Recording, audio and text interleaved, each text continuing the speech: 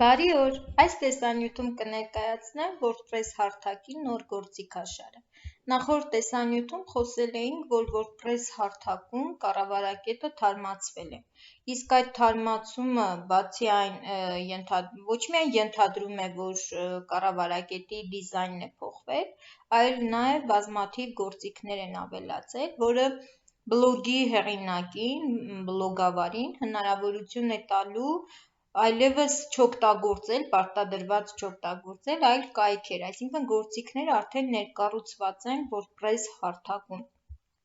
Եկեք հերթով անդրադառնանք այդ գործիքներին։ Ուրեմն ինչպես ենք նյութ հրապարակում։ Նյութ հրապարակելու համար անցնում ենք post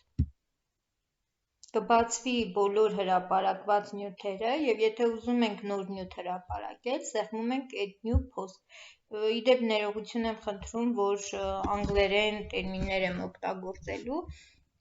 Եթե կա պահանջ ռուսերեն ինտերֆեյսով տեսաուղեցույցի, մեծ սիրով կպատրաստեմ։ Խնդրում եմ այդ մասին գրել ինձ։ Բացված պատուհանում նախ անհրաժեշտ է գրել վերնագիրը, add title, օրինակ գրենք webinar, իսկ ներքևի հատվածում էլ անհրաժեշտ է գրել այն տեքստը, որ ցանկանում ենք տվյալ նյութի մեջ ունենալ։ Նախորդ տարբերակում, հին տարբերակում մի ավտոմատ բերվում էր տեքստ գրելու հատվածը եւ մի քանի գործիքներ էր ցուցադրում։ Իսկ այստեղ նոր տարբերակում, եթե ուշադիր եք գործիքները բացակայում են, պատճառն այն է, որ այդ գործիքները արդեն ներկայացված են բլոգների տեսքով, տեսեք, երբ որ սեղմում եմ պլյուս կոճակին, այստեղ ներկայացված են բլոգներ, blogs։ Եկեք արագ անցնենք բլոգներով, հետո ամեն մեկի գործիքների մասին կխոսենք, այսինքն գործիքները այնքան շատ են, որ դրանք դասակարգվել են ըստ նշանակության եւ ներկայացված են այստեղ պլյուս կոճակի մեջ բոլորը։ Սկզբում բերվում է most used, այսինքն առավել օգտագործվող գործիքները, որոնք WordPress հարթակից օգտվողները առավել շատ են օգտվում։ New blogs-ի մեջ ներառված են այն գործիքները, որոնք նոր է WordPress հարթակը տրամադրում օգտագործողներին։ Common blogs-ը ընդհանուր blogs-ում ներառված են այն գործիքները, որոնք հասանելի էին նաև հին տարբերակում։ Formatting, այսինքն ֆորմատավորման գործիքներ են, օրինակ այստեղ շատ կիրառական օգտագործելի է classic formatting գործիքը, ֆորմատավորման գործիքը, որը որ բերում է հին դիզայնին, հին կառավարակետի տեսքին է բերում եւ ովքեր որ նոր այս տարբերակով չեն կարողանում օգտվել, կարող են սեղմել classic-ին եւ շարունակել իրենց արդեն հարազատ ոճով աշխատելը։ Layout էլեմենտներում ներառված են կրկին արտաքին դիզայներական գործիքներ, այստեղ օրինակ շատ կուզենամ խոսել more գործիքի մասին, մենք կանդրադառնանք, այս գործիքը կարևոր գործիք է, երբ որ տեքստը արտաքին դաշտում կիսում է, այսինքն ամբողջությամբ չի երևում եւ մեր բլոգներում շատ հաճախ այս գործիքից more-ից չեն օգտվում, ինչը կարծում եմ սխալ է եւ անհրաժեշտ է անպայման այս գործիքը օգտագործել, սրան առանձին կանդրադառնանք, հիմա ընդամենը արագ բլոգներն եմ ներկայացնում, ունենք widgets բլոկը, որտեղ ներառված են նյութում widgetներ ներառելու գործիքներ, ունենք embed, այսինքն հղումային գործիքներն են, տեսնում եք ինչքան տարբեր հղումներ կարող ենք ներառել WordPress-ում։ Այստեղ ունենք earn blocks-ը եւ մոտը կա կանաչ նշան, սա նշանակում է, որ այս բլոկը հասանելի է այն բլոգների համար, որոնք վճարովի տարիֆ ունեն, դարձած է վճարովի, Եվ իդեպ ովքեր որ այդ փոխել են իրենց անվճար տարբերակից անցել են վճարովի տարբերակի, կարող են հանգիստ օգտագործել այս գործիքները։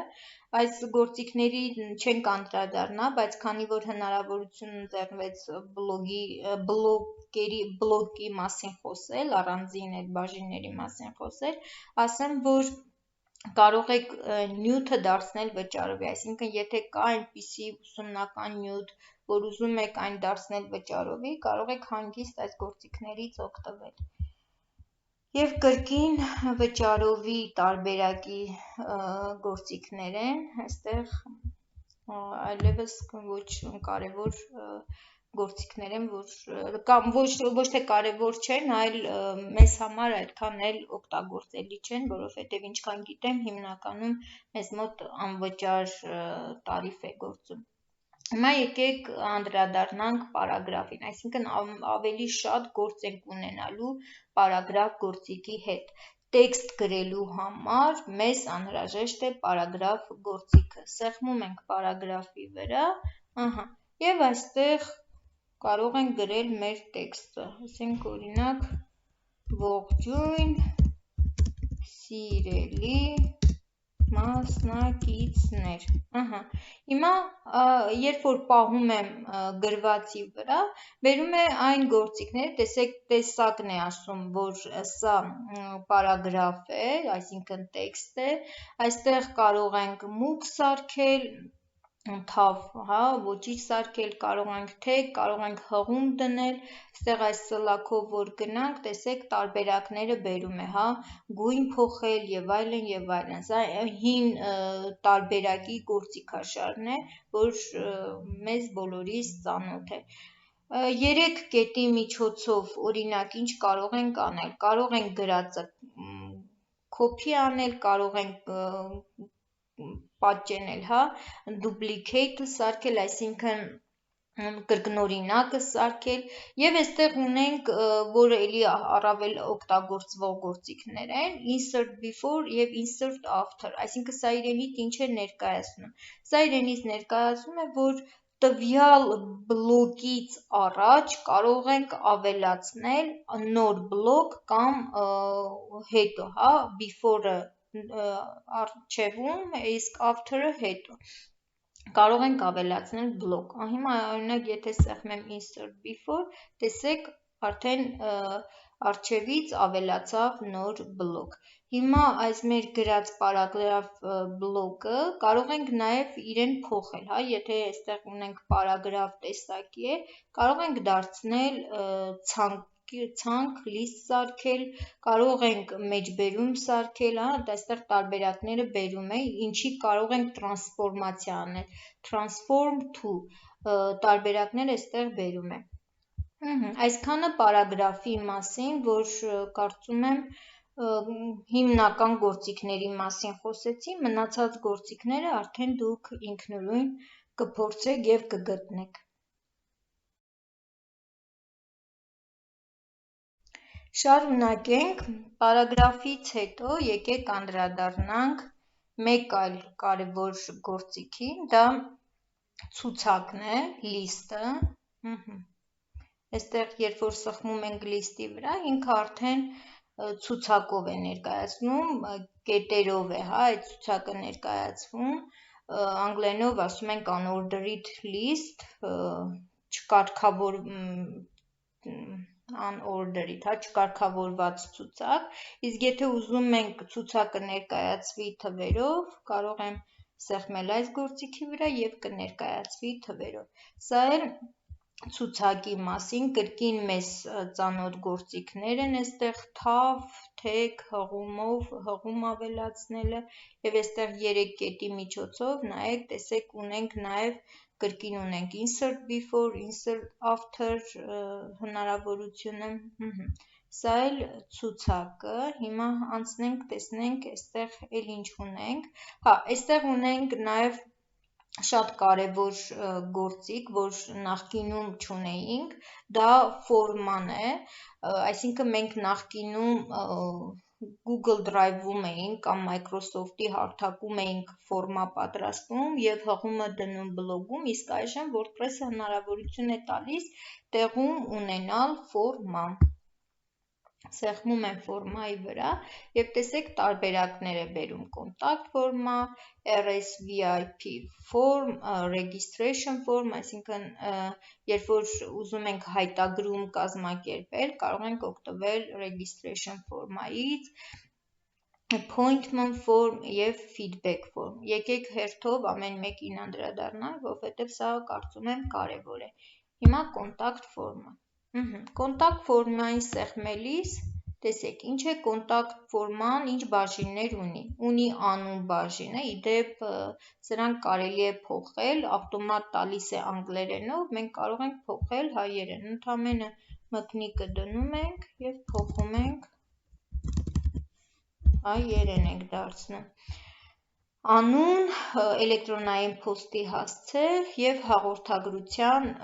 հատված։ Այսինքն դուք ամեն նյութի մեջ կարող եք այսպիսի ֆորմա դնել, իհարկե կարծիքների բաժինը ավտոմատ ակտիվ է, բայց եթե ուզում եք լրացուցիչ նյութում ունենալ ձեզ հետ կապ հաստատելու ֆորմա, կարող եք օգտվել այս գործիքից։ Իդեպ, երբ որ ֆորման լրացնում են, լրացված պատասխանները ձեզ էլեկտրոնային փոստի հասցեով նամակ է գալիս։ Այստեղ, եկեք ֆորմայի այլ տարբերակ նայենք։ Contact ֆորման նայեցինք, հիմա ես սա փորձեմ նորը ավելացնել, տակից։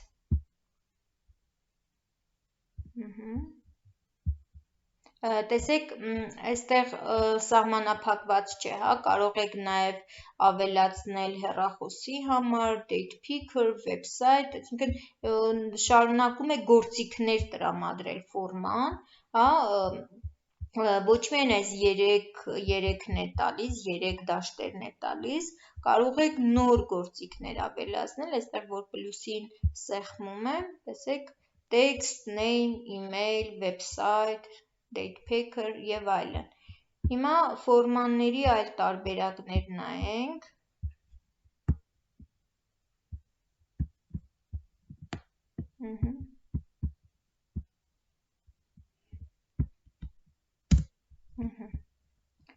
Տեսնենք այլ ինչ ֆորմայի տարբերակներ ունենք։ Խոսեցինք RSVP ֆորմայի մասին, տեսեք, այստեղ էլ այսպիսի դաշտեր են, անուն, էլեկտրոնային փոստի հասցե,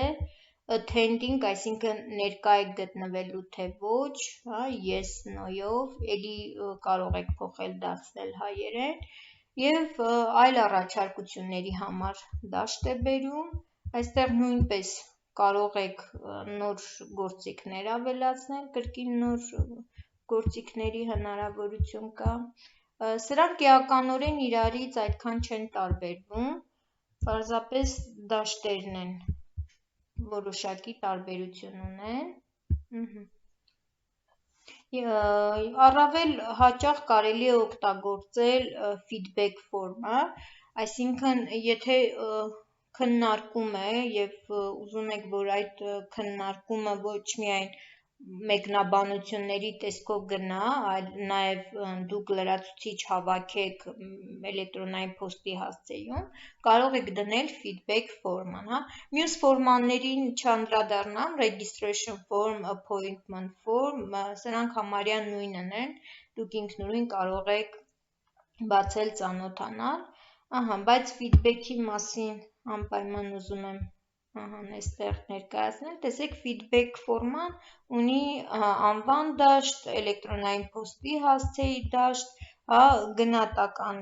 գնատման դաշտ ունի, որ տվյալ քննարկումից հետո կարող եք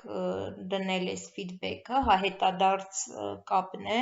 մասնակցի հետ եւ այստեղ նաեւ դաշտ է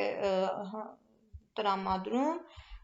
այսպիսի հարցադրումով how could we improve, այսինքն ինչպես կարող ենք զարգացնել, ինչ առաջարկներ կան, feedback-ի համար։ Սա էլ ֆորման, որ անպայման ուզում էի սրա մասին խոսել, որովհետև նախկինում մենք չունեինք ֆորմա գործիքը, իսկ հիմա ֆորմա գործիքը ունենք։ Եվ այսուհետ անհրաժեշտ չենք, պարտադրված չենք լինելու օգտագործել Google ֆորման կամ Microsoft-ի ֆորման։ Իհարկե այնտեղ գործիքներ ավելի շատ են, բայց փոքր հետադարձ կապի համար կարելի է օգտագործել WordPress-ի ֆորման։ Այսքանը ֆորմանների մասին։ Հիմա եկեք անդրադառնանք ֆորմատավորման գործիքներին։ Այստեղ ունենք ֆորմատինգի մեջ կլասիկը։ Տեսեք ֆորմատինգ եւ ունենք կլասիկ, մի քիչ էլ իջացնեմ, կլասիկ։ Երբ որ սեղմում ենք կլասիկ գործիքի վրա, տեսեք, բերեց մեզ ծանոթ հին տարբերակը, այսինքն եթե խնդիր ունեք նոր թարմացված տարբերակի հետ, խորթ է, ապա կարող եք ֆորմատավորման կլասիկ գործիքի միջոցով ձեզ ավելի հոգեհարազատ գործիքաշարը հետ բերել եւ շարունակել ձեր աշխատանքը, եւ այստեղ կարող եք հանգիստ տեքստը գրել եւ օգտագործել վերևում ներկայացված գործիքները։ Ֆորմատինգից հետո ուզում եմ խոսել նաեւ մորի մասին, անպայման խնդրում եմ սա կարևորել, որովհետև երբ որ բլոգ ես այցելում եւ տեքստերը ամբողջական իրար հետևից շարված են լինում, դա օգտվողի, բլոգից օգտվողի համար շատ ոչ աչքի համար ոչ տեսանելի, խորթ իրավիճակ է, ոչ դյուրին է այդ բլոգում փորձել նյութեր փնտրելը, անպայման օգտագործեք մորը։ Մորը ինչ է իրենից ենթադրում։ Մորը իրենից ենթադրում է, որ որևէ հատվածից սկսած կիսում է, նյութը։ Օրինակ տեսեք, այստեղից, եթե ես դնեմ մոր գործիքը, իդեպ որպեսզի երկար չփնտրեք, կարող եք ընդամենը փնտրել եւ այստեղ ինքը ավտոմատ բերում է։ Եվ եթե տամ հրապարակել,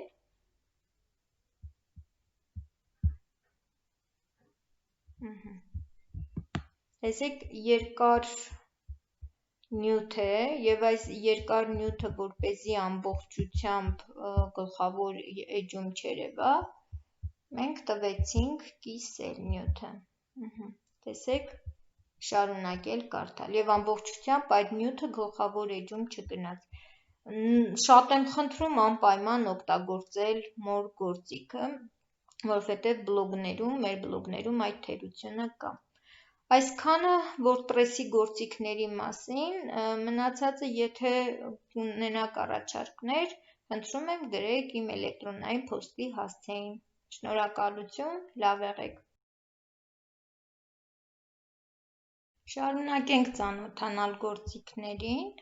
քանի որ գործիքները շատ են, կարծում եմ հոգնեցուցիչ էլ կլինի բոլորին անդրադառնալը, ես նախընտրում եմ ներկայացնել այն գործիքները, որոնք որ առավել օգտագործելի են, գոնե ուսումնական process-ը կազմակերպելու համար։ Տեսեք, այստեղ ունենք աուդիո գործիքը, նախկինում սա չունեինք, այսինքն աուդիո ներբեռնելու, MP3 ֆայլեր ներբեռնելու հնարավորություն չունեինք եւ MP3 ֆայլերը, ձայնանյութերը, ներբեռնում էինք SoundCloud-ում կամ այլ կայքերում եւ հղումն էինք դնում։ Արդեն WordPress-ը մեզ հնարավորություն է տալիս ձայնանյութ ներբեռնելու, բայց այստեղ մի բայց կա,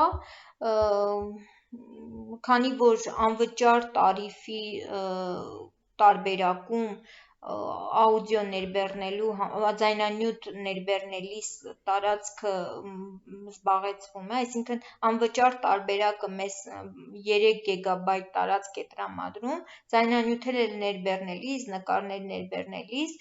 հետագայում կունենանք տարածքի խնդիր։ Բայց եթե հաճախ չեք ձայնանյութեր ներբեռնում, հանգիստ կարող եք օգտագործել այս գործիքից։ Տեսեք, այստեղ ունենք ներբեռնելու, մեդիա փաթեթից